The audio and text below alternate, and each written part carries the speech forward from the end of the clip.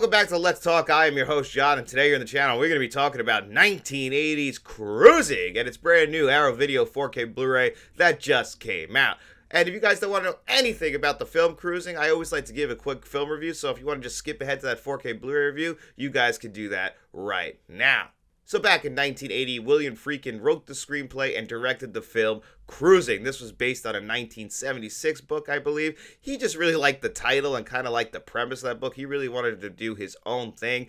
William Friedkin, at this point, he had directed The French Connection, Exorcist, Sorcerer, so he had a hell of a 1970s, so he wanted to go into 1980 and kind of do what he does best, explore the underbelly of society, explore New York City, because New York City at this time in the 1970s was a very dark period for the city, a lot of crime. We had the blackout in, I believe, 1977, so it was just a crazy time in New York, and William Friedkin was very interested by this. He spoke to a cop who was undercover in the S&M, the gay leather bars in the 1960s, and that's a real big part of this movie, is exploring those gay bars and how somebody is targeting gay men. That's why the Paul Sorvino character in this film wants Al Pacino. Al Pacino at this time, at the height of his powers, he could have picked any film he wanted to, but he chose to work with William Friedkin and Cruising. I think Al Pacino at this time just really wanted to have more challenging roles. Look at the movies he took in the 1970s. The two Godfather films, Serpico, Dog Day Afternoon. These are very compelling, very challenging characters, and the character he plays in this movie is another very challenging character.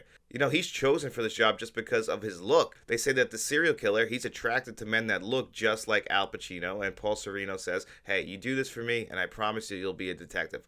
Just your classic cop stuff, and he's willing to do it. He's dating Karen Allen at this time, and of course, this is going to throw a pretty big wrench in their relationship, because he's got to go out every night into these gay bars, and, he's got to do his job. He's got to go out there and look for a guy who's targeting gay men. This movie, especially in 1980, was very, very, very protested, and it makes a lot of sense. The subject matter, you could probably imagine at the time, was not expected to be handled very, with care. Talking about gay men then, I'm sure that they were just treated absolutely horribly, so they probably expected William Friedkin to do that as well, even though he says that was never his intention. He just really wanted to make a New York City movie and exploring the crime of New York City, and I think for the most part, when you watch the movie, I don't think he's ever really trying to make gay men out to be anything more than just, regular gay men who are being targeted by a monster of a serial killer in this film. And Al Pacino's character, you can clearly see throughout the film, is also struggling with his own sexuality. This kind of might have opened a door to his own personality that he might have not realized. And the movie itself is just very, very ambiguous. Yeah,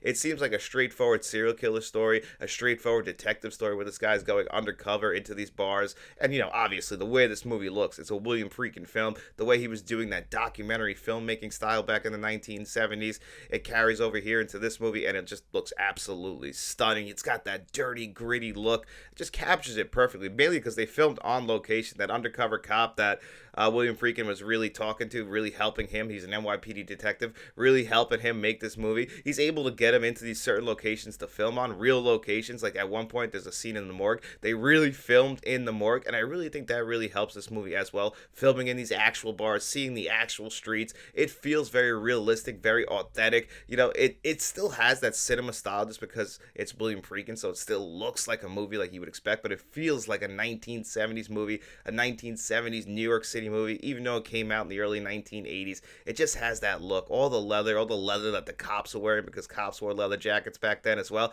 kind of illustrating to like how thin that line is between cop and criminal. And of course, we got Al Pacino floating both sides right in the movie, so we're capturing that. There's even a scene in this movie where at one of the gay bars, they're having cop night, and Al Pacino can't get in because he doesn't look like a cop, which is, of course, extremely ironic. That's why they purposely put that scene in here. And the serial killer himself, it's purposely throwing you off this movie because the voice is ADR'd, but yet the actor playing the killer, we don't really get a good look at him, but it's multiple people playing him, multiple actors, people who were already killed in the film are playing the guy doing the killing again, leaving this just very ambiguous, which is perfect. I really actually think that works for this film. I think obviously a lot of this movie was probably saved in the editing room. Apparently they had to take 40 minutes out, which I think William Friedkin said was just like straight porn, because yeah, there is a lot of nudity in this movie, and I can imagine that people, especially in 1980, were very uncomfortable watching watching this film. People might be uncomfortable watching this film in 2025. But overall, in my opinion, it's a fantastic film. I know not everybody's going to love this film. I know a lot of people are probably going to be confused by it just because of how ambiguous this movie really is. I love the challenge. I love some of the last shots of this movie and all the symbolism that represents. I think it really helps this film to, have stood the test of time because it's something that kind of should be studied. The character that Al Pacino in this movie, it's a great character study, and you probably wouldn't expect it. And apparently Al Pacino and William Friedkin didn't get along making this movie, and I don't think that carries over into the film at all. I feel like this is kind of a similar character that Al Pacino was playing in the 1970s. We really didn't get to see kind of a bigger character until we got to like Scarface. Other than that, this is kind of Al Pacino playing those more subtle characters, and then obviously when we get to the 1990s, he's woo-hawing all over the place. But it's a phenomenal performance and a great film that I love. It's probably my fourth favorite William Friedkin film because William Friedkin has directed a lot of great movies. I would say if I was going to rank my top 5 William Friedkin films like right now, it would still go The Exorcist at number 1, To Live and Die in L.A. number 2, The French Connection at number 3, and then I would put this at number 4, just ahead of Sorcerer, which we need a 4K Blu-ray of, really bad as well. And speaking of 4K Blu-rays, let's talk about this Arrow Video 4K Blu-ray that just came out. What he discovers will change his life. And here it is, cruising on 4K Blu-ray, courtesy of Arrow Video. Arrow Video whipped out the old fat box for this one, and I couldn't be happier. Like I said, Cruising is probably not one of the more popular films in William Friedkin's filmography. It's one of my personal favorites just because I absolutely enjoy that gritty nature of the 1970s New York and the great performance by Al Pacino. This movie just absolutely works for me, and I'm really glad to see Arrow Video broke out the fine china for this one. They had actually previously done the Blu-ray release back in, I think, 2019, but that wasn't in a fat box or anything like that. So it was nice to see him whip that out and give us a nice slip cover over the box, which kind of does feel like leather, which is really cool. Nice little attention to detail there. You come underneath, and here's where you'll see the regular old-fashioned Arrow Video box. You get a poster, which is always nice to see, and some great reading material with that great Arrow Video paper stock. It's good, thick, smells very nice. And then, of course, right here, you get the 4K Blu-ray. You get some more reading material right here. I love how this looks, by the way. And, of course, you get a 4K Blu-ray disc. That will have your film and some extras on there. And then right over here, you have a second Blu-ray disc, but that does not include the film. That is just another disc of extras. And let's start it off with those extras because, my God, as an extras junkie and everyone else who's an extras junkie, we're eating good in the neighborhood with this one. Let me just tell you, because not only on the first disc do you get the old making of documentary, and then it's basically a 2-part making of documentary that they split up that should have probably just been put in and edited together into one, but whatever. It's really the making of the actual film. Then when you get on that second disc, you get a new interview with Karen Allen, and one thing I'm very surprised about is that they got Karen Allen, because usually they just get the below-the-line people to do a bunch of new interviews, and they do get some below-the-line people to do some new interviews as well, including that undercover cop that really helped to move this film along, was really William Friedkin's guy. You get another new interview with him. Of course, though, they had previous interviews with him as well, so it's kind of repeating the same stuff that you've heard, but still, it's cool that they went out of their way to get that new interview. You could hear the old ones, the new ones, compare and contrast, whatever you'd like to do.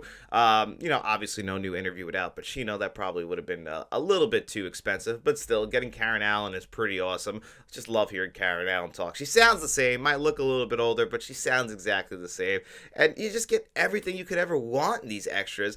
All the archival extras, all the new extras. Arrow Video, I think, is one of those studios that really does concentrate on bringing us new extras, which is something that I always appreciate. I wish every studio did this, because after I finish the movie, I just love to dive into the extras and I don't want to let the film go yet. Like, I don't want to watch the movie and just move past it, especially if it's a film that I absolutely love. Like this past week with Amadeus and Cruising, like I wasn't ready for the movie to be over. I wanted to explore it more, and that's the beauty of extras. So for Arrow Video to include all these new extras on here and all the archival extras, I absolutely really appreciate it. Of course, my favorite, I'm not gonna lie, is that old archival making of documentary. And William Friedkin's just always a great interview, so who the hell doesn't like listening to William Friedkin talk? He's like James Cameron before James Cameron. He was never gonna bite his tongue, and that means you're gonna get an honest and raw opinion out of him, and I always love to hear that. It doesn't feel like somebody who's being molded by a PR team. We need more of that, and William Friedkin was perfect for that. And then, of course, you get 3 audio tracks on here. The mono track is the one I think is the best. Now, one thing about this movie is that there's a lot of ADR intentionally, so no matter which audio track you listen to, it's going to sound like the audio is very contained. It's not going to sound like it's actually out in the real world. Like, unfortunately, you probably won't be able to hear as many like sound effects around it. It's very noticeable. If you've ever heard ADR, you know what that sounds like, and this movie does feature a lot of that intentionally. I don't know if it was intentional when they were making the movie, but it's something that they definitely added in post. So no matter which one of the audio tracks you listen to, you're gonna have that in there. Obviously it would have been cool to get a brand new audio track, but either way, or for this type of movie, this gritty film, I think the mono track is the way to go. There is an old 5.1 surround sound that I think was made for the previous release or the release before that. It was pretty good if you want to get your surround sound fixed, but I do feel like on this movie, with the way this film is, the mono track is the way to go. But I don't think any audio track is really gonna knock your socks off, and that might be by intention as well with the documentary film style. Of course, then we dive into the visuals. And this movie has HDR10 and Dolby Vision, and it looks absolutely stunning for what this movie is. Remember, this is a movie that was filmed in New York City in the 1970s, so it's supposed to look like that documentary film style. So don't go watching this movie and trying to compare it to, like we talked about yesterday with Amadeus. Like, that movie, the way that's lit, it's supposed to look big and beautiful and grandiose, whereas this movie, it's supposed to look like just downright dirty and gritty and nasty. These people are supposed to look worn out, and of course, all we're looking for is, maintain some film grain, keep that attention to detail. And then, of course, the way that William Friedkin kind of made this movie look, it's still very cinematic in its own ways and beautiful to look at. And I think that it's captured perfectly on this Arrow Video 4K Blu-ray. This is by far the best this film has ever looked. This movie, in my opinion, has always just looked very dark and gritty, which worked for it. This is the kind of movie that if you watched it on VHS, it probably feels like the kind of movie you want to see on VHS, because VHS always was able to capture that gritty nature. The first time I ever saw The Terminator was on VHS, and I always kind of still think of what that movie looked like on VHS to me, just because The Terminator kind of fits into that gritty look, and it's the same with Cruising. So now we're bringing it to 4K Blu-ray. You don't want to shine this up and have it look like this absolutely gorgeous thing where everything is all shiny and waxy. No. We kept that gritty look of the movie while cleaning everything up. Some of the day scenes just look absolutely gorgeous. Like, those colors will pop off your screen, but most of this movie does take place at night. Everything just looks absolutely clear. I thought they did a phenomenal job with this 4K Blu-ray as far as the visuals go. And overall, I thought this was an excellent release from Arrow Video. I was blown away by how good the visuals were. I was blown away by the extras. The audio, I get that that's kind of a mixed bag. The packaging is obviously great. So it's not a perfect 10 out of 10, but if you're a fan of Cruising, this is absolutely one you have to pick up. Even if you don't pick it up right now and you wait for an Arrow Video 4K Blu-ray sale or Barnes & Noble 4K Blu-ray sale, I definitely recommend picking up the movie Cruising, especially if you're a William Friedkin fan and you haven't seen this one. I think it's definitely worth your time and money, and I would give Cruising on 4K Blu-ray a very, very, very solid 8.5 out of 10. And guys, that's going to do it here for me on another episode of Let's Talk. I hope you guys enjoyed the episode, and if you did, don't forget to hit the like button, hit that subscribe button, share this video if you could. We also have channel membership, so if you want to become a friend of the channel, a producer for the channel like John Doe Juggalo, a director for the channel like Kevin Kruger and Uncle V, or a channel bankroll member like Frank from Frank's Media and Reviews and Mr. Smelly Potato,